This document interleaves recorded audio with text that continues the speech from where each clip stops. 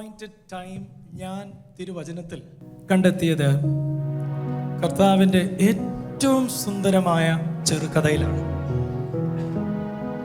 ഞാൻ എപ്പോഴും ഒന്ന് ഓർത്തിട്ടുണ്ട്, യേശുവിനെ കഥ പറയാൻ ആരാ പഠിപ്പിച്ചത്?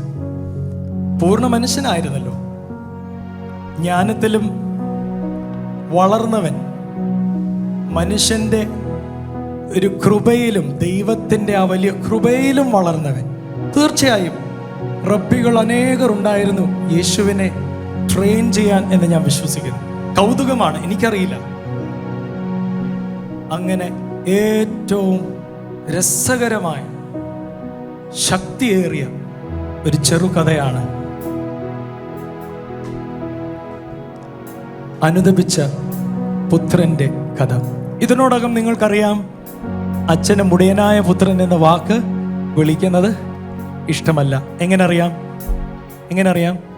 സഭ നമുക്ക് ക്രമീകരിച്ചിരിക്കുന്ന ഒരു പ്രാർത്ഥനയുണ്ട്. ആ പ്രാർത്ഥനയിൽ ഏതാണ് പ്രാർത്ഥന? ദേവാലയത്തിൽ പ്രവേശിക്കുമ്പോൾ ആ പ്രാർത്ഥനയിൽ അച്ചടിച്ച വാക്കല്ല അച്ഛൻ വായിക്കുന്നത്. അച്ചടിച്ച വാക്ക് എന്താണ്? മുടിയനായ പുത്രനെ കൈക്കൊണ്ടതുപോലെ എന്നെയും കൈക്കൊണ്ട് എന്നോട്. എന്നാൽ മുടിയനായ പുത്രൻ എന്ന പേര് വന്നത് പിന്നീടാണ്, ട്രാൻസ്ലേഷൻസിലാണ്. അങ്ങനാണെങ്കിൽ ട്രാൻസ്ലേഷനിൽ ഒരു റീട്രാൻസ്ലേഷൻ ആവശ്യപ്പെടുന്നു, അല്ലേ? സ്നേഹിക്കുന്ന അപ്പൻ്റെ കഥ, കരുണയുള്ള അപ്പൻ്റെ കഥ, അനുദപിച്ച പുത്രന്റെ കഥ. ലൂക്കോസ് എഴുതിയ സുവിശേഷം 15-ാം അധ്യായം 6-11 മുതലുള്ള വാക്യങ്ങളിൽ, 11 തൊട്ട് 32 വരെയുള്ള വാക്യങ്ങളിൽ ഈ സുന്ദരമായ ചെറുകഥയുണ്ട്. ഈ ചെറുകഥയുടെ തുടക്കം ഈ കുടുംബത്തെ നമ്മളെ പരിചയപ്പെടുത്തിയിട്ടുണ്ട്. ഈ കുടുംബത്തിൽ 2 പുത്രന്മാരുണ്ട്. ഇനി ഞാൻ പറഞ്ഞ ചോദ്യത്തിന് ഉത്തരം പറയണം. നിങ്ങളുടെ വീട്ടിൽ പുത്രന്മാരിൽ പുത്രിമാരിൽ ഇളയ പുത്രൻ പുത്രിമാർ കൈപൊക്കിക്കേ. ഇളയ. ഇതൊക്കെ നിങ്ങളെ പറ്റിയുള്ള കഥയാണേ, നിങ്ങളെ മാത്രം ഉദ്ദേശിച്ച് അല്ല കേട്ടോ, നമ്മളെല്ലാവരെയും ഉദ്ദേശിച്ചാണ്. പക്ഷെ നിങ്ങളാണ് ഇവിടെ പെട്ടുപോയത്. കാരണം ഈ കഥയിൽ ഇളയ പുത്രന്റെ എടുത്ത തീരുമാനത്തിൽ വ്യതിചലിച്ചു പോയ ജീവിതം, മറന്നുപോയ ഒരു ആയുസ് ദൈവത്തിലേക്ക് തിരിച്ചു വരുന്നു എന്ന് ഓർമ്മിപ്പിക്കുന്ന ചെറുകഥയാണ്. 2 സഹോദരങ്ങളുണ്ടായിരുന്നു. ഒരു കഥയാണ്, ഞാൻ കേട്ട് മനസ്സിലാക്കിയ കഥയാണ്, പുസ്തകത്തിൽ നിന്ന് വായിച്ചതല്ല. I hope I can reproduce it. 2 സഹോദരങ്ങളുണ്ടായിരുന്നു. മൂത്തവൻ എപ്പോഴും ഇളയവനെ പണി കൊടുക്കും. പ്രായത്തിലും അനുഭവത്തിലും അങ്ങനാണല്ലോ. നിങ്ങൾക്ക് പണി കിട്ടിയിട്ടുണ്ടോ? മൂത്തവരിൽ നിന്ന് പണി കിട്ടിയവർ ആരും അറിയാതെ ഒന്ന് തല ആട്ടിക്ക്. അങ്ങനെ തന്നെ ആ പണി കിട്ടിയിട്ടുണ്ട്. ഈ മൂത്തവർക്ക് അങ്ങനെ ഉണ്ട്. ഞാനും അഞ്ജുവും ആ അനുഭവത്തിൽ കൂടി പോയിട്ടില്ല. ആകെ ഇളയതും മൂത്തതും പറയാൻ ഒന്നേ ഉള്ളൂ. അതുകൊണ്ട് ഞങ്ങൾ രക്ഷപ്പെട്ടു. ഈ 2 പേരുടെ ജീവിതത്തിൽ ഈ ഞാൻ പറഞ്ഞ കഥയിൽ മൂത്തവൻ എപ്പോഴും ഇളയവന് പണി കൊടുക്കും. ഇപ്പോഴും പണി കൊടുത്തു. എന്താണറിയോ? ഈ ഇടവകയിൽ ഏറ്റവും കുസൃതിക്കാരായിരുന്നു ഈ 2 സഹോദരങ്ങൾ.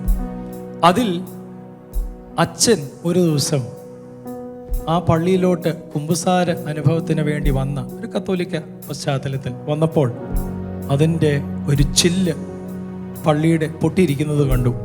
The window pane was broken. ഇത് ആ ചെറുക്കന്മാരുടെ പണി തന്നെ. ആര്? ആ 2 സഹോദരങ്ങൾ. അച്ഛൻ പറഞ്ഞു, ഇവരെ ഞാൻ ഇനി പാഠം പഠിപ്പിച്ചിട്ടേ ഉള്ളൂ. 2 ചോദ്യം ചോദിച്ചിട്ടേ ഉള്ളൂ.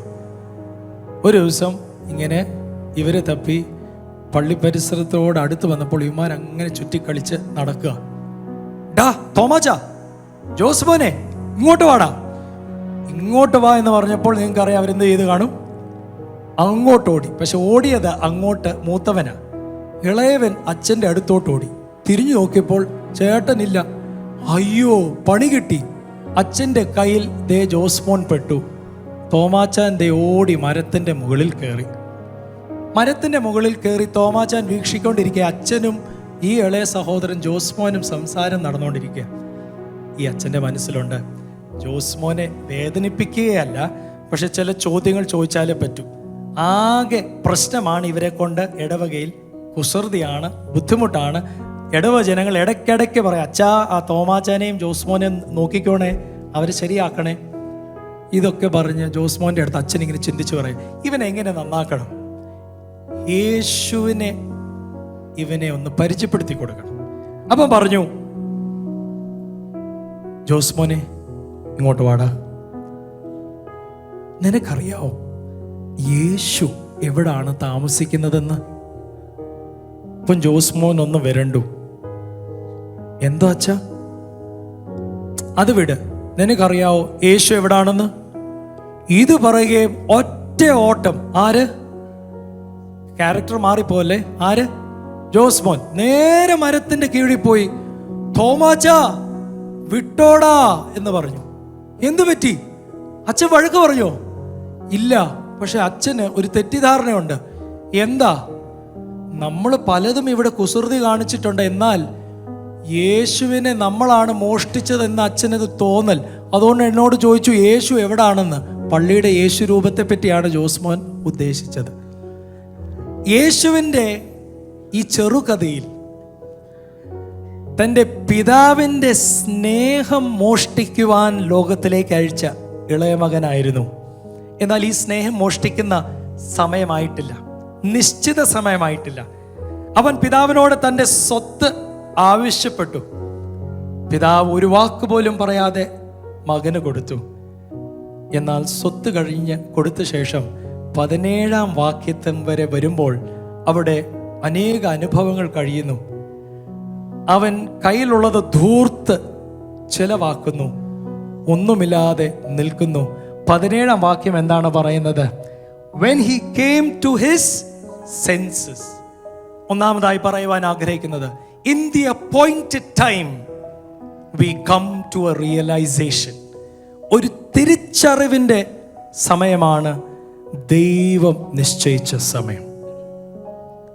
നമ്മൾ ഓട്ടത്തിൽ ഇങ്ങനെ ജീവിതം തീർത്തു പോവുക.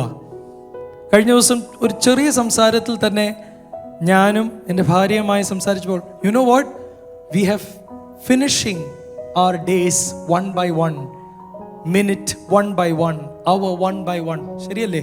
ആരും ജീവിച്ച് കൂടാനൊന്നും പോകുന്നില്ലല്ലോ, ജീവിച്ച് കുറയുകയെ ചെയ്യാണ്. എന്നാൽ ഒരു തിരിച്ചറിവിൻ്റെ സമയം ദൈവത്തിൻ്റെ നിശ്ചിത സമയമാണ്. 20-ാം വാക്യത്തിൽ മറ്റൊരു വാക്യമുണ്ട്. ഈ വാക്യം ഒന്ന് ശ്രദ്ധിക്കുക. Verse 20 on the screen. 20-ാം വാക്യത്തിൽ ഒരു തിരിച്ചു വരവുണ്ട്. ഒരു തിരിച്ചറിവിലാണ് തുടങ്ങിയത്. 20-ാം വാക്യത്തിൽ ഒരു തിരിച്ചു വരവുണ്ട്. ഇംഗ്ലീഷിൽ തിരിച്ചു വരവിന്റെ വാക്കെന്താണ്? റിട്ടേൺ എന്ന വാക്കാണ്. First realise, second return. ഇനി കൂടുതൽ പറയുന്നില്ല, എൻ്റെ മെസ്സേജ് ഇവിടെ അവസാനിക്കുന്നു. ഒരു നിശ്ചിത സമയം ദൈവത്തിൻ്റെ ഉണ്ട്, തിരിച്ചറിവിനും തിരിച്ചു വരവിനും. കണ്ണുകളെ അടയ്ക്കാം. ദൈവമേ, തിരിച്ചു വരവിന് എൻ്റെ സമയം എത്രയോ പ്രാവശ്യം നീ ഒരുക്കിയിട്ടുണ്ട്, എന്നാൽ അത് മറന്നുപോയ നിമിഷങ്ങൾ. തിരിച്ചു വരവിന് നീ എത്രയോ പ്രാവശ്യം മാടി വിളിച്ചിട്ടുണ്ട്, എന്നാൽ എൻ്റെ അപ്പനെ മനസ്സിലാക്കാതെ ജീവിതം ചെലവാക്കിയ എൻ്റെ ഈ ജീവിതം, അപ്പാ ക്ഷമിക്കണമേ. അപ്പാ, നിന്നെ ഞാൻ വീണ്ടും നിന്റെ മനസ്സലവിന് വേണ്ടി നന്ദി കരയറ്റുന്നു. ആ മനസ്സലവിൽ എന്നെയും എണ്ണിയതനായി സ്തോത്രം. Thank you Lord father God for calling me apart, giving me your compassion.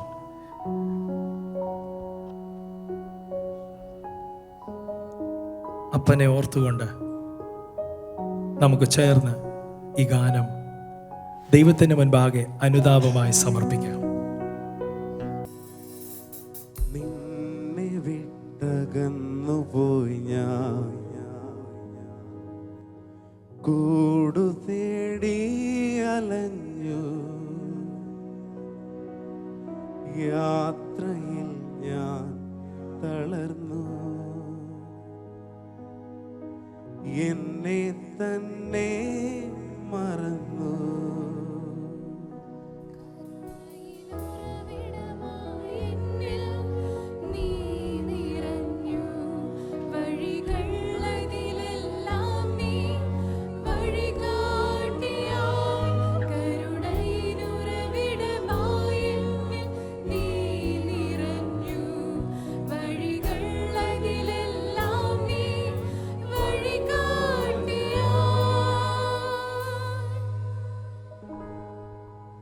അപ്പ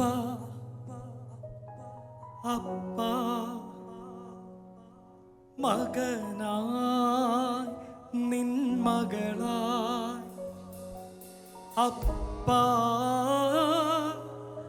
അപ്പ മകനായി നിൻ മകളായി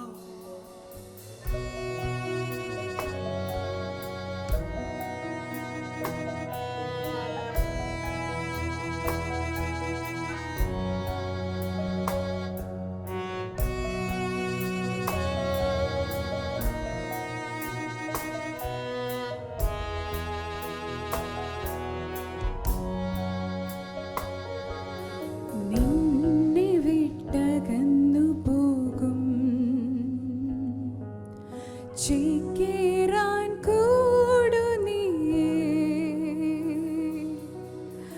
അറിവെല്ലാ നാളുകളിലും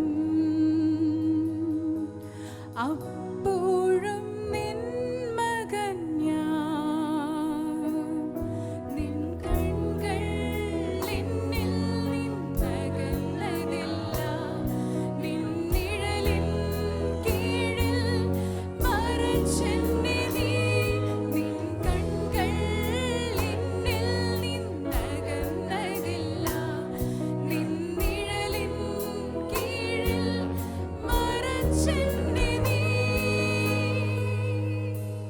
അപ്പ അപ്പ മകനായി നിൻ മകളാ അപ്പ അപ്പ മകനായി നിൻ മകളാ കൺമണി പോൽ കാക്കുന്ന എന്നെ നിൻ വാത്സല്യമെന്നിൽ പകർന്നു. കൺമണി പോൽ കാക്കുന്ന എന്നെ നിൻ വാത്സല്യമെന്നിൽ പകർന്നു. അനാഥൻ ഞാനല്ല വിദൂരം നീയല്ല അപമാനങ്ങളെ നീ മാന്യതയാക്കി അനാഥൻ ഞാനല്ല വിദൂരം നീയല്ല അപമാനങ്ങളെ നീ മാന്യതയാക്കി അനാഥൻ ഞാനല്ല വിദൂരം നീയല്ല മാന്യതയാക്കി അനാഥൻ ഞാനല്ല വിദൂരം നീയല്ല